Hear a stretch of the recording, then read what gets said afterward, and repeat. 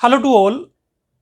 आज हम थोड़ा जेई 2021 के पेपर को लेकर डिस्कशन करना चाह रहे हैं।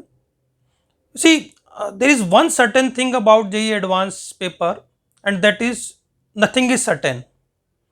कितने मार्क्स का पेपर होगा और किस तरह के क्वेश्चंस होंगे 100% कोई प्रेडिक्ट नहीं कर सकता। जेई एडवांस के पेपर में एक चीज़ हमेशा चेक की जाती है, that is your presence of mind and your you can say activity which is going on in the mind.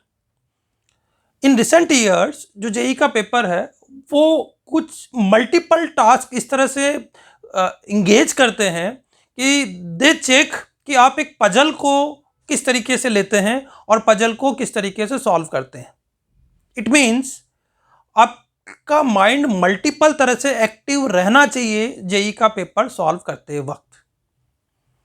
आप किसी सिचुएशन को प्रेडिक्ट नहीं कर सकते, लेकिन जो सिचुएशन सामने है उसको एनालिसिस करते हुए बेस्ट परफॉर्म कर सकते हैं। तो प्रेडिक्शन से ज़्यादा ये परफॉर्मेंस का पेपर है। अनफॉर्चुनेटली हम जब मॉक पेपर्स करते हैं तो बहुत सारे प्रेडिक्शंस करते हैं और हमारे माइंड में उन प्रेडिक्शंस को लेकर एक इमेज बन जाती है कि जेई का पेपर इस तरीके का होना चाहिए। और जब वो सिचुएशन सामने नहीं आती है तो हम उस चीज़ के लिए प्रिपेयर नहीं होते हैं कि अगर डिफरेंट सिचुएशन आएगी तो मैं किस तरीके से एक्ट करूँगा। और चूंकि हम उसके लिए प्रिपेयर नहीं होते तो हमारा माइंड थोड़ा सा, आप कह सकते हैं कि पजल हो जाता है, हमारा माइंड थोड़ा सा डीएक्टिवेट हो जाता है और हम समझ नहीं पाते हैं कि वहाँ पर कैसे एक्शन दिखाएं।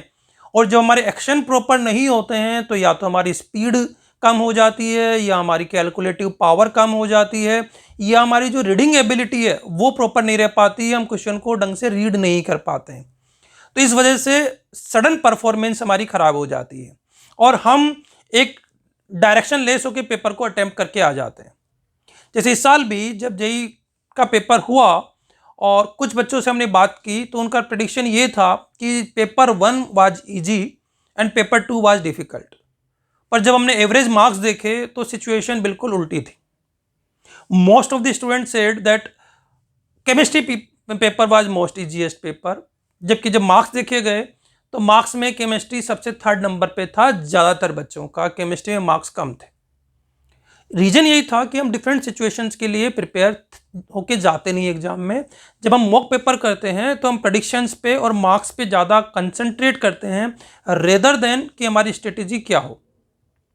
इस साल के जेई पेपर में chemistry paper was comparatively more calculative as compare to earlier years papers. Normally हमारा ये प्रेडिक्शन रहता है कि हमको केमिस्ट्री के पेपर को 25 मिनट्स में 30 मिनट्स में अटेम्प्ट कर देना चाहिए, उससे ज़्यादा टाइम हमको नहीं देना चाहिए। इस थॉट प्रोसेस के साथ में हम जीते हैं जब जेई की प्रिपरेशन करते हैं तो। पर अगर सपोज केमिस्ट्री का पेपर ज़्यादा कैलकुलेटिव हो गया और जेई ने उस चीज़ को कंपनसेट फिजिक्स के साथ में कर दिया तो ये चीज़ हमें मालूम कब चलेगी, जब हम एग्जाम हॉल में होंगे, क्योंकि हमें क्वेश्चन को मेरिट के अकॉर्डिंग करना चाहिए था। हम अगर उस प्री कंसीव थॉट के साथ करेंगे और टाइम कट करने की कोशिश करेंगे, डेफिनेटली हमसे मिस्टेक्स होंगी जो कि हुई। तो हम ये सब ना हो तो इसका एक ही तरीका है कि जब जितने भी, पहला चीज़ मॉक टेस्ट पेपर ज़्यादा दें, लेकिन देने से ज़्यादा ज़रूरी है कि हम उनको एनालिसिस करें, उनमें देखें कि हर पेपर में क्या कॉन्सेप्ट के साथ पेपर बना हुआ होगा, उस पेपर में मेरे मार्क्स कितने आए। इससे ज़्यादा इंपॉर्टेंट है कि मार्क्स कितने नहीं आए और जो नहीं आए वो किन किन रीजन्स की वजह से नहीं आए।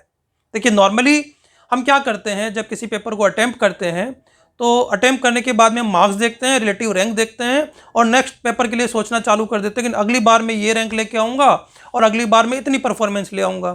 पर कैसे, ये सोचते ही नहीं है।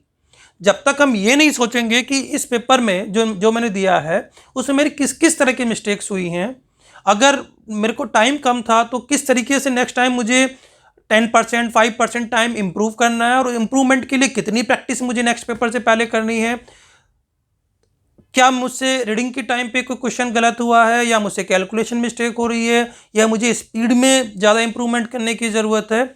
इन पॉइंट्स को हम लिखते नहीं हैं, सोचते नहीं हैं, केवल मार्क्स के बारे में सोचते हैं कि नेक्स्ट टाइम मुझे अच्छे मार्क्स लेके आने हैं। अच्छे मार्क्स लेके आने हैं, ये थॉट अच्छी है, लाना है मार्क्स, पर कैसे? जब तक हम प्रैक्टिस नहीं करेंगे उन सारी सिचुएशंस की ना, तब तक वो मार्क्स में इंप्रूवमेंट नहीं होता और साथ साथ में हम पेपर में क्या थीम है और पेपर में किस सब्जेक्ट में क्या स्ट्रेंथ और क्या वीकनेस है, पेपर में सिलेबस के अकॉर्डिंग क्वेश्चन है, out of the syllabus question है, किस क्वेश्चन के बारे में मुझे चिंता करनी चाहिए, किस क्वेश्चन के बारे में मुझे चिंता नहीं करनी चाहिए, किस तरह के क्वेश्चन से अगर मैं खुद एनालाइज नहीं कर पा रहा हूँ तो क्या मैं टीचर्स के पास जा रहा हूँ ये एनालिसिस करने के लिए, उनकी हेल्प ले रहा हूँ ये एनालिसिस करने के लिए। This things are very very important. लेकिन हम इन सब चीज़ों पर जोर देते नहीं, केवल मार्क्स पर जोर देते हैं, यही गड़बड़ होती है। देखिए, जेई में केवल फिजिक्स केमिस्ट्री मैथमेटिक्स की नॉलेज सफिशिएंट नहीं है, उस नॉलेज को हम एक्सप्लोर कैसे करेंगे, उस नॉलेज को पेपर में कैसे लेकर आएंगे, ये बड़ा इंपॉर्टेंट है। तो वहाँ पर ऐसा नहीं है कि आपको जो नॉलेज माइंड में है वो सीधी की सीधे रिफ्लेक्ट करनी है, उस नॉलेज के बेस पे एप्लीकेशन है, उस एप्लीकेशन के बेस पे क्वेश्चंस हैं, उन क्वेश्चंस में लैंग्वेज है, लैंग्वेज में कुछ ट्विस्ट है, उन सबके साथ वो वर्क करना होता है। तो ये जब हम एनालिसिस पहले नहीं करेंगे डिफरेंट पेपर्स में, जेई एक्चुअल पेपर से पहले अगर आप 100 पेपर करते हो और 100 टाइम एनालिसिस करते हो तो each time your analytical power will improve. Paper देने का एम हमारा एक्चुअली ये होना चाहिए, क्योंकि मार्क्स में इंप्रूवमेंट तभी पॉसिबल है जब एनालिटिकल स्किल हमारी दिखाएं और उस स्किल को according some of the skill we try to improve in the next paper. तो हर पेपर में हम थोड़ी थोड़ी स्किल इंप्रूव करने की कोशिश करेंगे, then only we will be able to perform in the final exam. Final exam में परफॉर्म करने के लिए हमारी इनर स्ट्रेंथ अच्छी होनी चाहिए, हमें पता होना चाहिए कि किस किस दायरे में हमको वर्क करना है और उनका इंप्रूवमेंट किस किस तरीके से हो रहा है। जब आप वो एनालिसिस करते जाओगे और क्लियर कट आपके माइंड में आता जाएगा कि मेरी मिस्टेक्स इस तरह की है, मेरी ये कमजोरी है, मेरी ये स्ट्रेंथ है, डिफिकल्ट क्वेश्चन है मैं कैसे सोचता हूँ, 6 घंटे में मैं कैसे बैठ के अप्रोच करता हूँ, 3 घंटे में मुझसे क्या होता है, पहले पेपर में क्या होता है, दूसरे में क्या होता है, किस तरह मैं गलतियाँ अवॉइड करूँगा, किस तरह के 3 घंटे के पेपर को मैं जल्दी से जल्दी करने की कोशिश करूँगा, और जल्दी करने की जब मैं कोशिश करता हूँ तो मुझसे कितनी मिस्टेक्स होती हैं, कब मैं ढंग से नहीं पढ़ पाता हूँ। तो it requires lot of analysis and lot of practice.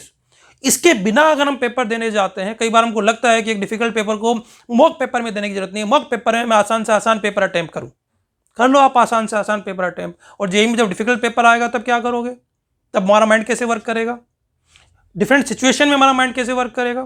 तो कई बार हमको लगता है कि अगर मेरा मार्क्स मॉक पेपर में कम आए तो मैं डिमोटिवेट हो जाऊंगा और मैं आगे नहीं पढ़ पाऊंगा।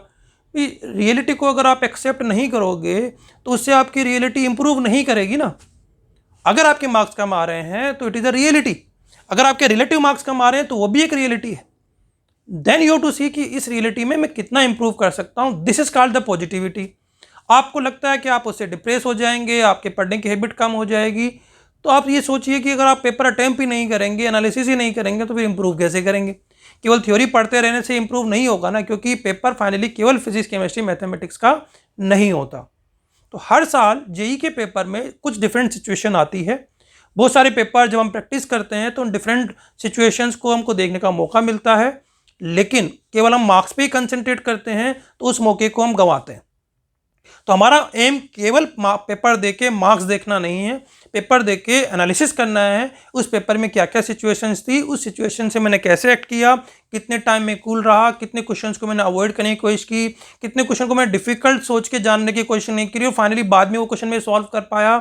तो ये सब जब एनालिसिस करोगे तो आपको अपनी रियल स्ट्रेंथ मालूम चलेगी और इंप्रूवमेंट एरियाज मालूम चलेंगे। तो next 4-5 month is very very important for you to focus on these points. हर पेपर को इस इंटेंसिटी के साथ करो, ज़्यादा पेपर करो, ज़्यादा एनालिसिस करो, ज़्यादा उस पर इंप्रूवमेंट करने की कोशिश करो।